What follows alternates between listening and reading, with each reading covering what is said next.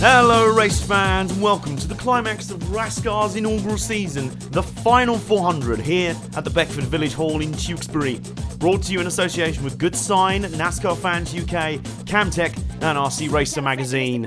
The first series of RASCAR events have been a roaring success, and as we gear up simultaneously for a full season of RASCAR racing in 2016, here's how the final event of last year went down, complete with a special guest, star of JASCAR Junior Stock Car Racing, Ollie Turner. Mr. RASCAR himself, Chris Waring, went to catch up with. So, as you can see in the background, this is not a RASCAR. What it is, it's a JASCAR and joined by its driver, Ollie Turner. You were saying before you've travelled some distances this year. The furthest distance I understand is, have you been up Scotland or up towards Cowden Beef Way?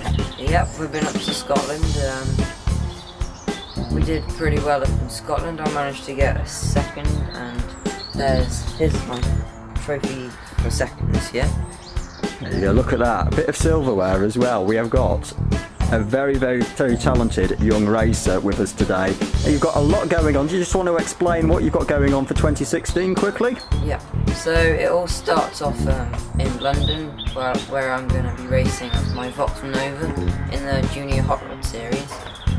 And there's going to be 34 cars on the grid, and it's going to be some close action. Fantastic. And you're going back out in the Just Car Series as well again for 2016, hoping to do a few events? Yeah, I'm going to be doing as much as I can, and then until hopefully I'll be doing some more hot rod racing, and I'm joining doing my odds in the spring. So, and then I'll be hopefully going up to Brands for my first meeting in the Fiesta Junior. Fantastic, so a very, very busy 2016. He has taken time out today though, viewers, to have a go at RASCAR racing.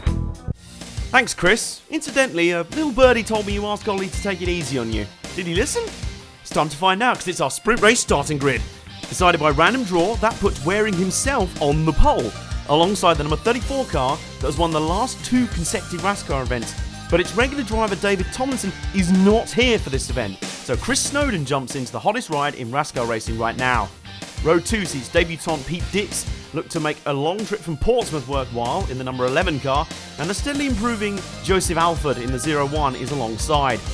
Row 3 has Bob Harley's number 77 car on the inside, looking for a clean race with no mechanical issues or camera wipeouts, and the history maker and podium finisher last time out, Shell Snowden, starts alongside.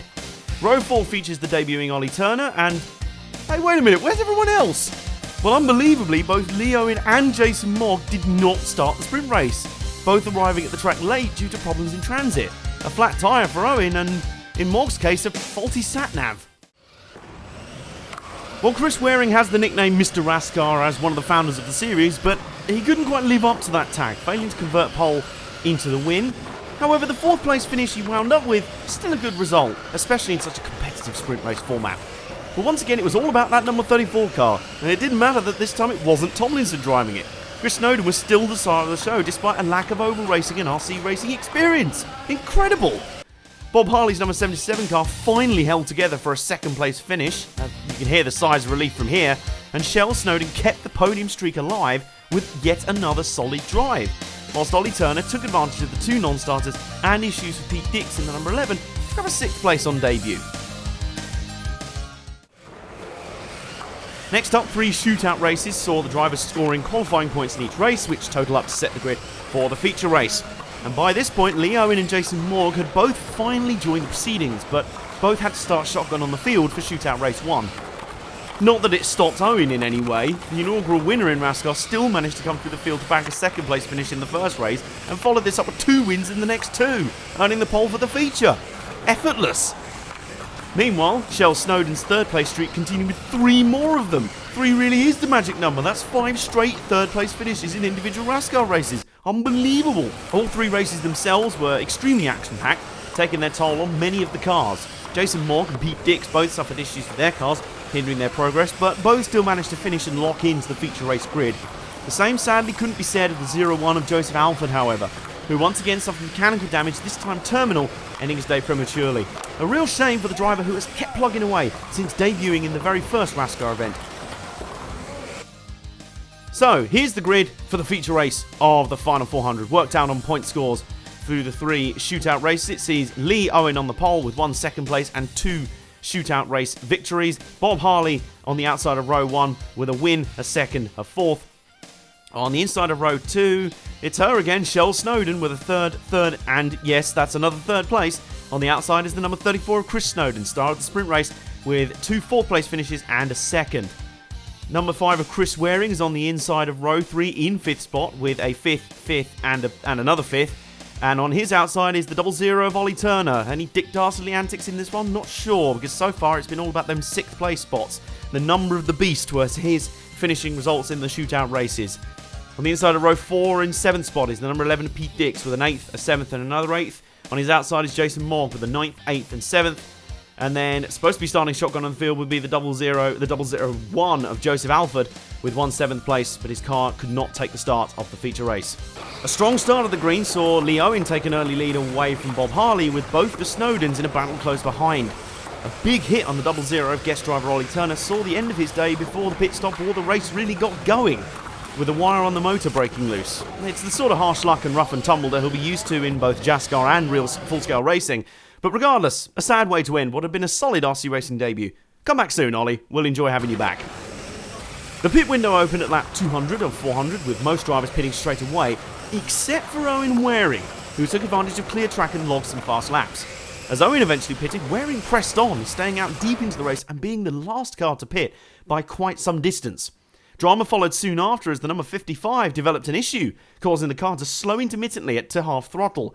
Owen pitted to try and sort the issue, promoting the ever-consistent Shell Snowden into the lead of the race, who sadly then also had issues just as a shock victory looked to be on the cards. That would have been some way to break that third place streak. This musical chairs at the front then promoted Bob Harley's number 77 to the front, with Chris Snowden's 34 car now close behind. And despite his issues, unbelievably, Owen was clawing his way back into the mix, with caution flags and timely impacts with the car knocking things back into place, proving invaluable. You can't kill that car with a stick. So after all that rough and tumble, at the flag, Bob Harley clinched a prized feature race victory, making 3 different winners in 4 RASCAR events in 2015. Driver of the race ultimately had to go to Lee Owen, even so, for still grabbing second with a malfunctioning car and an unbelievable recovery drive. Third in the end was Chris Snowden, standing in well in that number 34 and fitting those rather large boots rather well, just ahead of the unlucky Shell Snowden, who fell 1 place short of keeping her podium streak intact. Still a great drive though. 5th place saw some good luck finally falling the way of the number 13 of Jason Morg, about time too, with an equally unlucky number 11 of Pete Dix being battered around in the feature, but still making the flag and gaining vital RASCAR experience. Meanwhile, as for Waring and that late pit stop gamble, how did that work out? Ultimately, due to a faulty body pin and undercharged batteries causing power cuts later in the race, he limped home 7th, the final finisher. And that completes the inaugural season of RASCAR competition. 4 events down and 4 awesome weekends of racing.